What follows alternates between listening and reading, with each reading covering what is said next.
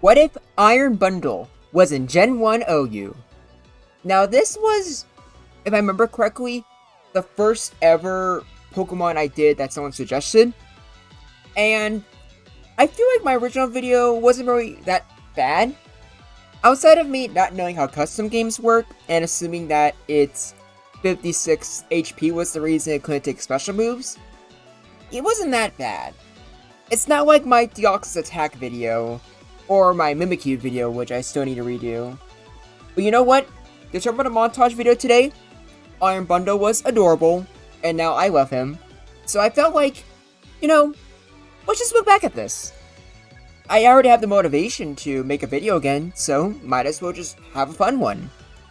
And I do think now that revisits will be more than just Pokemon that legitimately need an updating. If there's a Pokemon that I haven't covered in over a year, I don't remember how it works, or if I just want to revisit it, I'll do that. And that's what we have for Iron Bundle here. And I always forget just how weird this guy's stat spread is. Or I guess I should say the one stat in particular that kind of stands out. That being its defense. I just picture this guy being like a, fast, like glass cannon, I don't know where that defense comes from. Especially since it's a toy. It's supposed to be a toy, so why is it so durable, apparently? Or maybe it's supposed to be like an action figure. If that's the case, I guess those, go through a lot of abuse. Either way, it always catches me by surprise. And I'm usually more focused on that, even though I should be more focused on the stats that actually matter.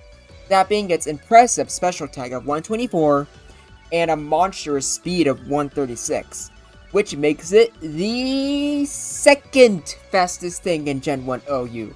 Unfortunately, our King Electrode still stays at the top, unable to be defeated. Even with Dragapult, he got buffed in Gen 7, so he's at 150. But you're still faster than Mewtwo and Jolteon, which, that's pretty cool. Or it doesn't really matter too much for, especially Jolteon. Because, as you might imagine, electric moves are going to be this guy's main weakness. Not so much fellow ice and water types, ironically enough. You'll see when we get to the replays, but because of your fast crit rate, and because of your moves, resists are annoying, but you annoy them just as much as they annoy you. And if anything, you might annoy them more, because I think everyone gets annoyed with a resisted hit does a lot of damage still. Now, that 56 HP is legitimately a big problem. You do really wish you were tankier, but to be fair, it is Gen 1 OU. Even 60 special isn't even that bad, because Snorlax has 65. And with everything maxed out, you're going to be tankier than you would be in other gens. And that 80 attack is also kind of, it's alright. Now, Iron Bundle just does not really have any physical moves, or really any moves it would rather use outside of Hyper Beam. But I feel like when you're comparing Hyper Beam to Body Slam, Hyper Beam you kind of need a crit, and I don't think having a single Hyper Beam as your physical move is very good. You're better off using just Body Slam, even if it doesn't do that much to Chansey. Which Chansey, as you can imagine from a special attacker, is another big problem. But it's mostly fine, because, you're a nice type. Worst case scenario, just get that freeze, GG. I think that's about everything, so let's just get on to the replays, shall we? We always start off with the boy himself, Tauros. And sorry for the lag, I am not sure what's going on. But yeah, Blizzard is just a clean 2-hit KO, and even a critical body slam is, as you saw there, only 60%. That just shows us how good Iron Bundle's defense is. But I'm kinda glad I made that mistake right now, because I just got reminded that this guy is supposed to be based off Delibird. That is just hilarious. Now, how does Tauros do with Thunderbolt? It does pretty good, I would say. It's about a 2-hit KO. I'm not sure if it's really worth it. I know paralysis and crits are dangerous, Especially Paralysis, because that's like probably like Iron Bundle's main weakness. But I feel like Tauros has a lot more to lose. Because Iron Bundle's crit rate is insane, and it's always going to outspeed Tauros. So why does Tauros stay in and risk the critical Thunder, or not the Thunderbolt, the Blizzard? I don't think it does. Also, I forgot to mention earlier, Iron Bundle does not get Surf, so you might as well just, well obviously you keep Hydro Pump, but you might as well just keep Ice Beam as well. I guarantee you it's going to be better than just Body Slam and Hyper Beam. But you can disagree with me with that if you want. Now, Snorlax is very, well, just like anything in the game, full HP Snorlax is absolutely terrifying. If even a Mewtwo fears a full HP Snorlax, what chance do you have? Even with your high defense, without crits or freeze, physical Snorlax sets, well, it's cool either way, but I would not feel comfortable with it. And Amnesia sets are, it just depends. If Snorlax has Body Slam, Paralysis just kills you. If it's only Ice Beam, you obviously auto-win. If it's Thunderbolt, you're probably not going to win at least without a crit. With a crit, you can win. So this is pretty obviously just a could go either way. Now, Chansey just absolutely walls you, and there's not much you can really do. Body Slam, unfortunately, doesn't do that much, even with a pretty decent 80 base attack. Hyper Beam does 42%, so I'm pretty sure even a crit doesn't even kill. So, what's even the point of using Hyper Beam? I'd honestly rather use Ice Beam, so that not only do I just have more access to, or more chances to freeze something, but sometimes Ice Beam's good if you have a guaranteed KO, but you're kind of worried about Blizzard missing, or for things like Executor, where it's a 2-shot either way, so you might as well go for the more accurate move. Next up is Cloyster, and this one really interested me. I thought this was going to be just an unwinnable matchup, thinking, okay, Cloyster can't do much, but Iron Bundle can't either. But no, I forgot that Hydro Pump is a decent move here. Decent might be a little bit too generous though, since it's still Hydro Pump. It can and will miss when you don't want it to. But a crit legitimately does decent damage. So Iron Bundle going for a Paralysis and then trying to fish for those crits? Semi-reasonable.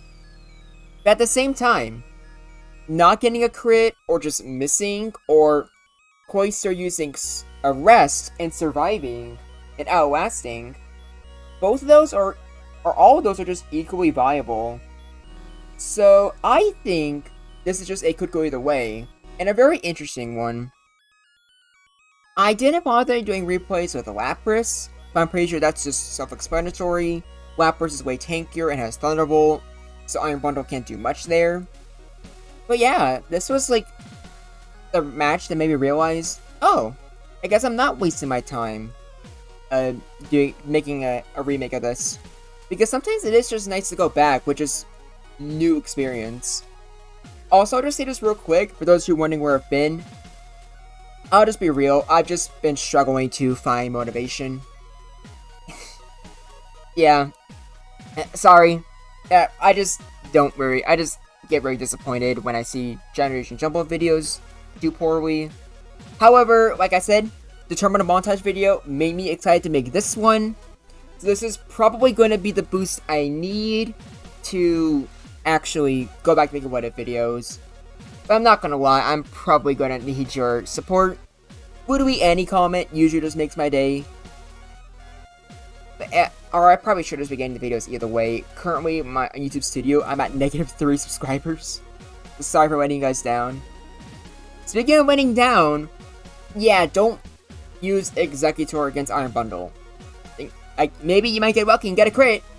As you can see, you don't even need Blizzard to 2 KO it. Just Ice Beam alone does the job. Or I guess there's something with Sleep, but at the same time, you know, are you really gonna risk a Sleep when they might crit? Who knows? Gengar might with Hypnosis. It probably doesn't even need to, since Thunderbolt is a 2 KO. Now granted, a crit from Blizzard is kind of scary, same with a Freeze, But with the same speed set as Tauros, you also have a high crit rate yourself. So I do not think Iron Bundle risk it unless it has no choice. So overall, I'd call that a bad matchup. But I can see arguments for it being could go either way. I almost forgot to make an Alakazam replay, so that's why we're doing it here and not before the Cloyster replay. It happens a lot whenever, like, Cloyster's usually one of the more relevant matchups to go over. In Milkway, there's not much to say about Alakazam. It's just fast, especially bulky, has Recover, Thunder Wave, crits Psychic all the time.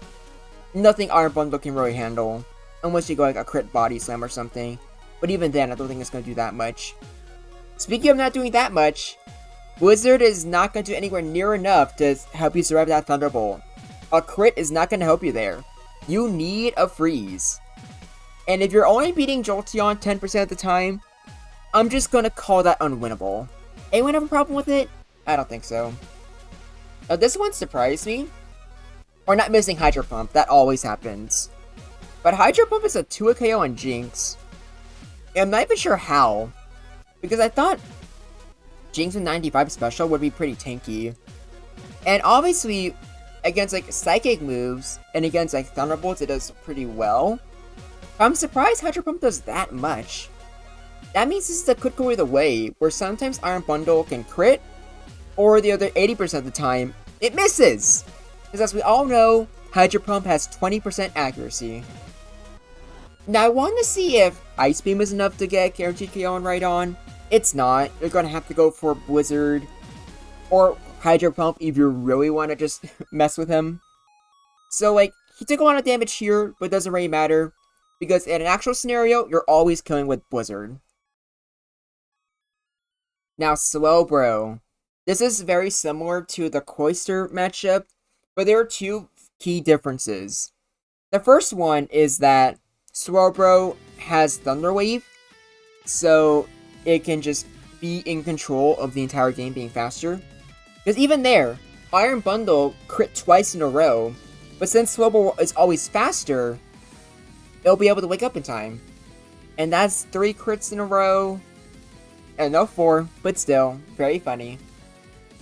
But the other difference is that with the power of Amnesia, Surf eventually does a lot of damage to Iron Bundle, despite the resistance.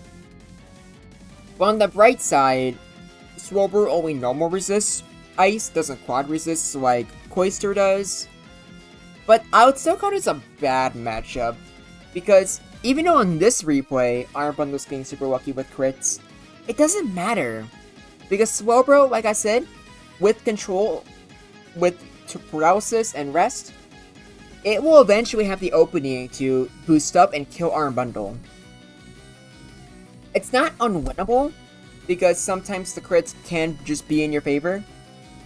But, oh god, what is going on here? But yeah, like, I overall just call that a bad matchup. And I do not know why it froze like that, kind of funny. I'm waiting for like Zashir, Zach, and Theas, or someone, one of you, to make a joke, making fun of that in the comments. But, Starmie here, not much I can really say. It's just an unwinnable matchup. Starmie resists everything Iron Bundle has. Thunder Wave alone makes it a terrible matchup. And any crit you get, Starmie can just recover off the damage. Next off, we have Victory Bell. I'm so not used to them being here. Now, unlike the other replays, this time Victory Bell didn't job.